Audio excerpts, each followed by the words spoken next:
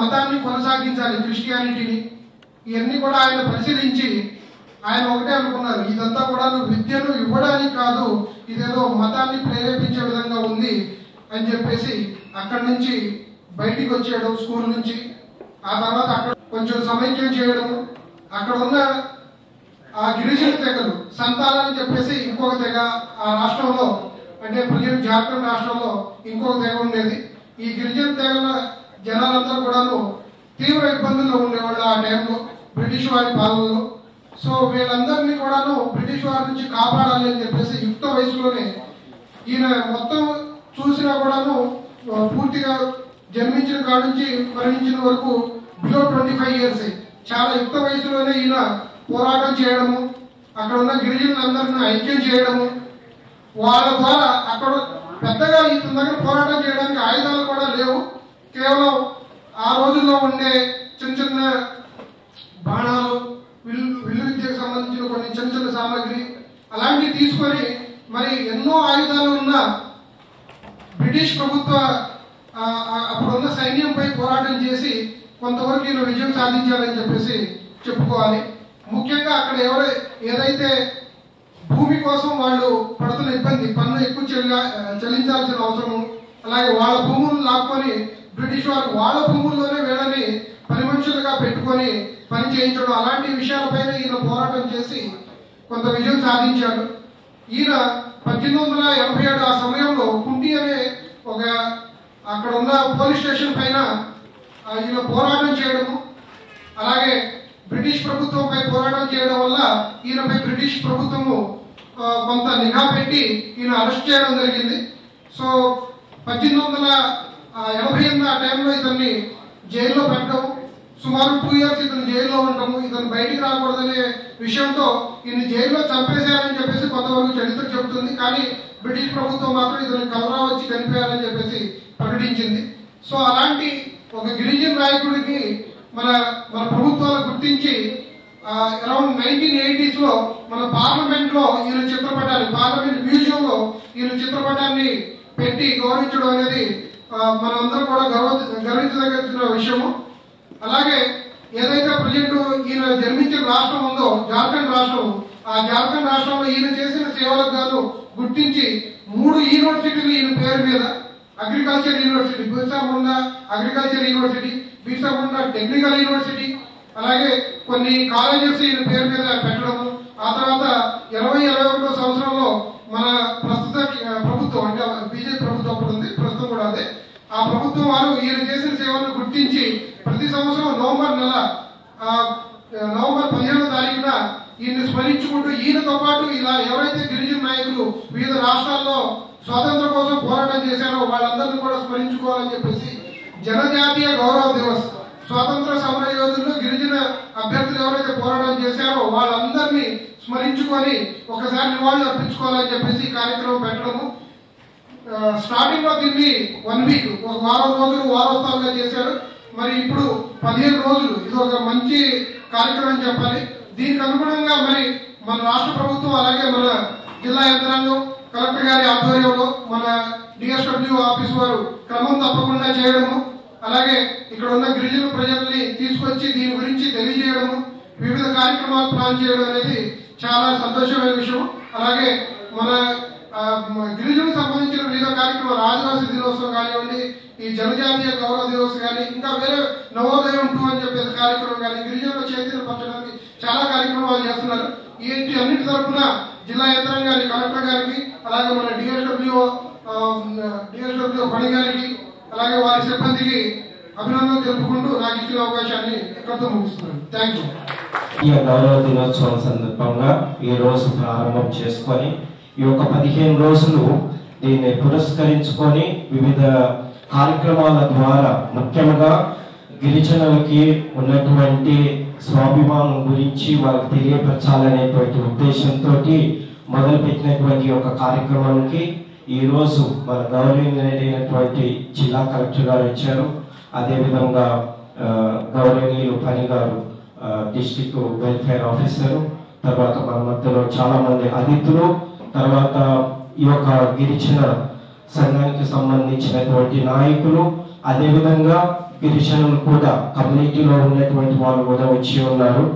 ప్రత్యేకంగా నవజీవన్ బాలభవన్ సంస్థ ద్వారా మేము ఈ యొక్క యానాది కమ్యూనిటీ వాళ్ళకి, తర్వాత బురుగ జింగాల సంఘంలో ఉన్నటువంటి వాళ్ళకి అక్కడ ఉన్నటువంటి పిల్లలు బయట ఉండకుండా స్కూల్లో ఉండి చదువుకోవాలనేటువంటి ఉద్దేశంతో మా యొక్క ప్రోగ్రామ్ మేనేజర్లు, కోఆర్డినేటర్స్ వాళ్ళు కృషి చేస్తూ ఉన్నారు. అదేవిధంగా ఆ కమ్యూనిటీలో చాలా మందికి మన స్కీమ్స్ గురించి అనేది కొన్నిసార్లు అవగాహన రావట్లేదు. సో అందుకోసమని దాన్ని అవగాహన కల్పించి గవర్నమెంట్ తరఫున గిరిజనులు పొందేటువంటి గొప్ప అవకాశాలు ఏమున్నాయో వాళ్ళకి తెలియపరిచి ఆ విధంగా ఉత్తేజపరచాలి అనేటువంటి ఉద్దేశము. వాళ్ళు కూడా ఈ యొక్క సొసైటీలో భాగంగా ఉన్నారు కాబట్టి వాళ్ళని చైతన్యపరిచే విధంగా మేము చేస్తూ ఉన్నటువంటి ఒక కార్యక్రమంలో ఈరోజు మమ్మల్ని గుర్తించి ఈ యొక్క సభకు ఆహ్వానించినందుకు పెద్దలకు ధన్యవాదాలు తెలియజేస్తూ, అదేవిధంగా ఈ యొక్క 15 రోజులు ఈ యొక్క వారోత్సవాలు జరుపుకునేటువంటి సందర్భంలో సార్ చెప్పినటువంటి విధంగా మంచి కార్యక్రమాలు పిల్లలకు తెలియపరిచి గిరిజనుల కోసము పోరాడినటువంటి సమర యోధుల గురించి కూడా వాళ్ళకు తెలియపరిచి వాళ్ళు వారి యొక్క మూలాలను తెలుసుకునే విధంగా మనం వాళ్ళని ఉత్తేజపరచాలి.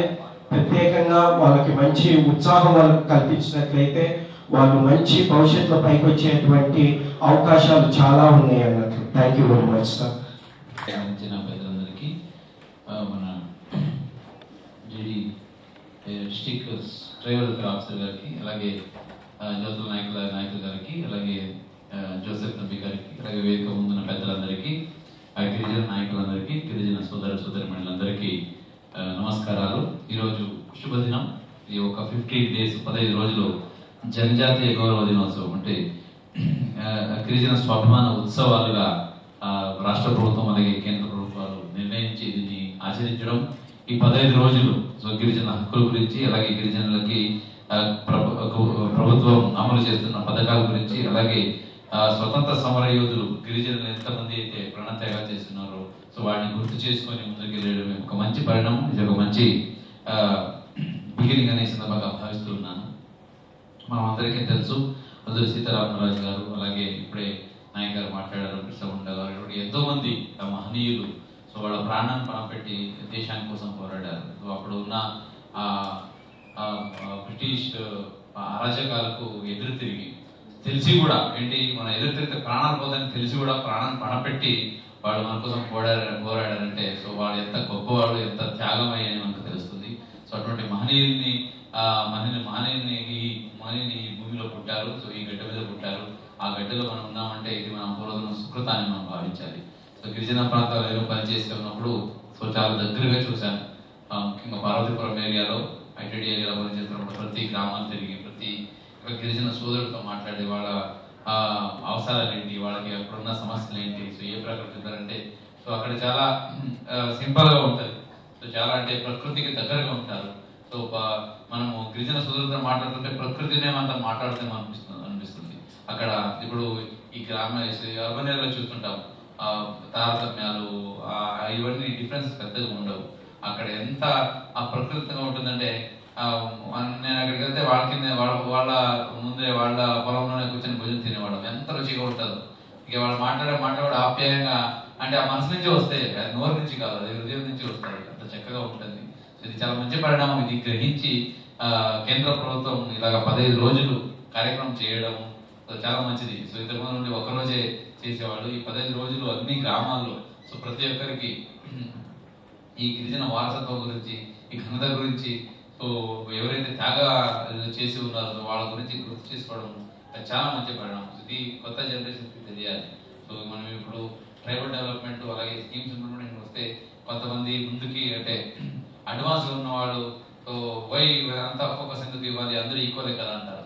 కానీ ఈక్వల్ అంటే equal should be treated equally, unequal should be treated equally. So ఎక్కడైతే అవసరాలు ఎక్కువ ఉందో, ఎక్కడైతే గ్యాప్ ఎక్కువ ఉందో సో అక్కడే మనం ఎక్కువ సపోర్ట్ ఇవ్వాలి. సో అప్పుడే ఇక్కడ ప్రతి ఒక్కరికి సమాన వేదిక వస్తుంది. సో అది కల్పించడంలో కాన్స్టిట్యూషన్ చాలా పెద్ద భూమికని నిర్వహిస్తుంది. సో దీని గురించి అవేర్నెస్ క్రియేట్ చేయడం ఈ 15 రోజుల్లో. అలాగే మన కోసం త్యాగం చేసిన లీడర్ల గురించి చెప్పినాము. సో వాళ్ళు అప్పుడు ఎందుకు ప్రాణాన్ని పడబెట్టి చనిపోతానని తెలిసి కూడా ఎందుకు పోరాడారంటే వచ్చే భావితరాలు బాగుంటారు, వాళ్ళు ఈ అణచివేతనానికి కానీ లేదా ఈ సప్రెషన్ కానీ గురి అవ్వకూడదని మన కోసం ప్రాణ త్యాగాలు చేస్తారు. సో అదే మనం గుర్తు చేసుకుంటే ఇప్పుడు ఉన్న జనరేషన్స్ అయితే ఉన్నాయి, సో వాళ్ళకి మనము వీడిని చూపించి సో మన కోసం అంతా త్యాగాలు చేశారు కాబట్టి ఇప్పుడు మనం ఏం చేయాలి, మనం ఇప్పుడు త్యాగాలు చేయాల్సిన అవసరం లేదు, ప్రాణార్పణ చేయాల్సిన అవసరం లేదు, కానీ సమాజం కోసం కృషి చేయాలి. ఓకే, మెయిన్లీ పిల్లలు చదవాలి బాగా. ఓకే, ఇప్పుడు చదవడానికి మీకు తెలిసే ఉంది, అన్ని చోట మంచి మంచి ఎడ్యుకేషన్స్ ఇన్స్టిట్యూషన్స్ ఉన్నాయి. మన పిల్లలు ఈరోజు ఐఐటికి వెళ్తున్నారు, డాక్టర్లు అవుతున్నారు, మీ ముందరే ఉన్నారు, పిహెచ్డి చేస్తున్నారు డాక్టర్ జ్యోతుల నాయక్ గారు, ఒక గిరిజన బిడ్డ. సో ఇట్లాగా మంచి అవకాశం ఉన్నాయి కాబట్టి ఇప్పుడు పిల్లలు ఇంకేం ఆలోచించిన అవసరం లేదు, చక్కగా చదవాలి, చదివి మంచి విద్యను సంపాదించాలి, మంచి మంచి అధికారులు రావాలా, మంచి మంచి ఉద్యోగాలు సంపాదించాలా. సో తర్వాత సమాజానికి హెల్ప్ చేయాలా, మిగతా వాళ్ళకి అప్లిఫ్టింగ్ చేయాలా. ఇదే యాక్చువల్లీ ఇప్పుడు కావాల్సిన త్యాగం, ఇప్పుడు కావాల్సిన పోరాటం. సో దీనికోసం మనం ప్రతి ఒక్కరిని ప్రయత్నం చేయాలి, వాడిని మోటివేట్ చేయాలి. ఇంకా గవర్నమెంట్ ఆఫ్ ఇండియా నుంచి అలాగే స్టేట్ గవర్నమెంట్ నుంచి వస్తున్న పథకాల గురించి మాట్లాడుకుంటే ఎప్పుడు లేని విధంగా అన్ని రకాల పథకాలు. సో ప్రతిదీ కూడా ఈ జనజాతీయ అభివృద్ధి కోసమే అలాగే గిరిజన అభివృద్ధి కోసమే చేయడం జరుగుతాం. మనం ఏదైనా తీసుకోండి, ఇటు ఇల్లు ప్రధానమంత్రి ఆవాస్ యోజన తీసుకుంటేనేంటి, అలాగే ఈ హర్ ఘర్ బిజిలీ యోజన, అలాగే ఈ సోలార్ లైట్ అయితేనేంటి, అలాగే జాతీయ ఆరోగ్య మిషన్, నేషనల్ హెల్త్ మిషన్ అయితేనేంటి, అట్లాగే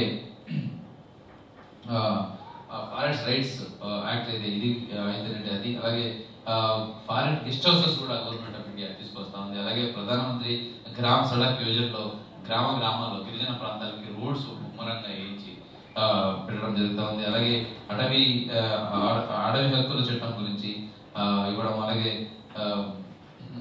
సికిల్ సెల్ అనీమియా, ముఖ్యంగా మనకు ట్రైబల్ ఏరియా ఆడపిల్లలకి సికిల్ సెల్ హిమోగ్లోబిన్ చాలా తక్కువగా ఉంటుంది. సో అది ఇంప్రూవ్ చేయడానికి సో ఇప్పటికప్పుడు సికిల్ సెల్ అనే మిషన్ ద్వారా వాళ్ళకి న్యూట్రిషన్ ఇవ్వడము, అలాగే వాళ్ళకి ట్రీట్మెంట్ ఇవ్వడము, అలాగే వాళ్ళకి మోటివేట్ చేయడం జరుగుతుంది. అలాగే అంగన్వాడీ కేంద్రాలు, అలాగే ప్రధానమంత్రి మత్స్య సంపద యోజన, ఎక్కడైతే ఫిషింగ్ యాక్టివిటీ చేస్తున్నారు ఇక్కడ ఈ ఫిషింగ్ సంపదని కూడా చేయడం జరుగుతుంది. అలాగే జలజీవన్ మిషన్ ద్వారా ప్రతి ఇంటికి కుళాయి కూడా జరుగుతూ ఉంది. అలాగే ప్రధానమంత్రి జన ఆరోగ్య యోజనలో కూడా ఆయుష్మాన్ భారత్ కింద ప్రతి ఒక్కరికి ఫ్రీ ట్రీట్మెంట్ ఇవ్వడానికి కూడా అమలు చేయడం జరుగుతూ ఉంది. అలాగే సమర్థ శిక్ష అభియాన్ ద్వారా సో వసతి గృహాలు, రెసిడెన్షియల్ స్కూల్స్ చేసి పిల్లలకి మంచిగా ఎడ్యుకేషన్ ఇచ్చి వాళ్ళు మంచి మంచి పెద్ద పెద్ద చదువులకు పంపించడం జరుగుతూ ఉంది. అలాగే టెలికాం మరి సాంకేతిక అభివృద్ధిలో నెట్వర్క్ అన్ని దగ్గర ఉండాలి, కమ్యూనికేషన్ బాగా ఉండాలి, అప్పుడే ఇన్ఫర్మేషన్ ప్రాపర్గా జరుగుతుంది. ఆ ప్రజలు అక్కడ ఈ సదుపాయాన్ని వాడుకొని చదవగలుగుతారు, మంచిగా ఎదగలుగుతారు, మంచి పారిశ్రామికవేత్తలు అవ్వగలుగుతారని ప్రతి ట్రైబల్ ఏరియాలో కనెక్టివిటీ కార్యక్రమం ఇప్పటి నుంచి చేస్తున్నారు. ఇప్పుడు కూడా ఆ మోస్ట్ ఆఫ్ దమ్ కవర్ అయినాయి. అన్ని దగ్గర నెట్వర్క్ ఫస్ట్, ఇప్పుడు ఎలాగైతే లైట్ వచ్చిందో ఇప్పుడు అలాగే నెట్వర్క్ అన్ని చోట ఉండాలి.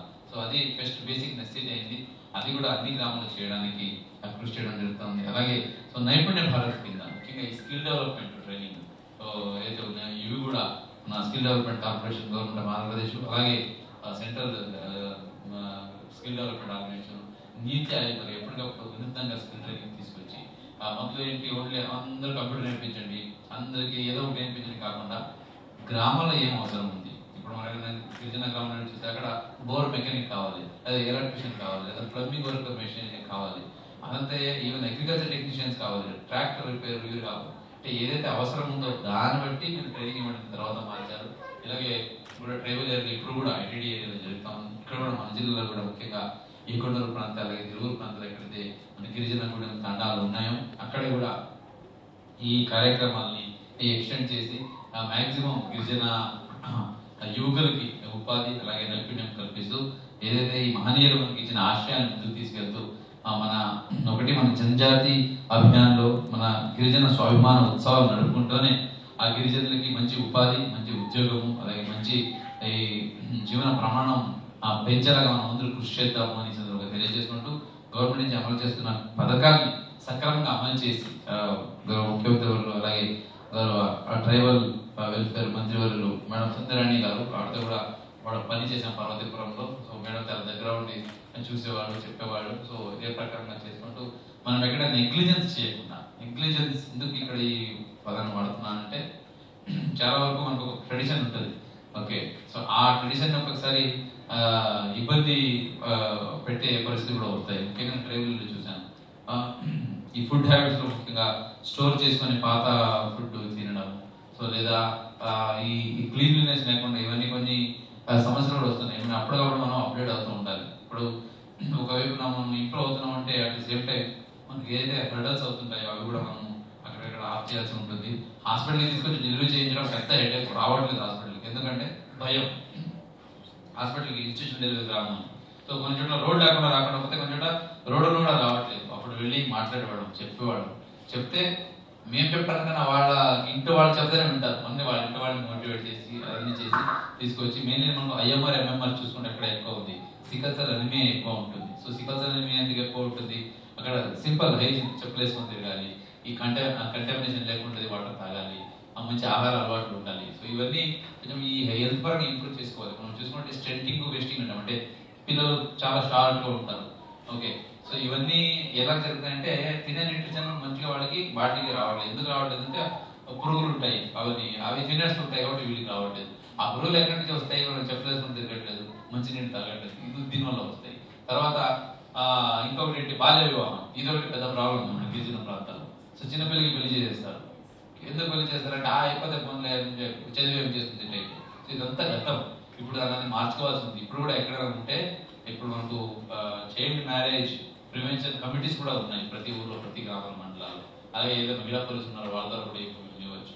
సో ఇటువంటిది మనం ఆపుకుంటే కంపల్సరీగా మనలో కూడా ఆ చైతన్యం ఉంది, మనలో కూడా ఆ సాధించే తపన ఉంది. కాబట్టి అవకాశాలు ఉన్నప్పుడు ఉపయోగించుకొని సో ఈ వాళ్ళ హైయెస్ట్ అచీవ్మెంట్ ని మనం చేయాలంటే ఈ చిన్న చిన్న ఏదైతే ఇంకా లిమిటేషన్స్ ఉన్నాయో ఇవన్నీ మనం అధిగమించాల్సిన అవసరం ఉంటుంది.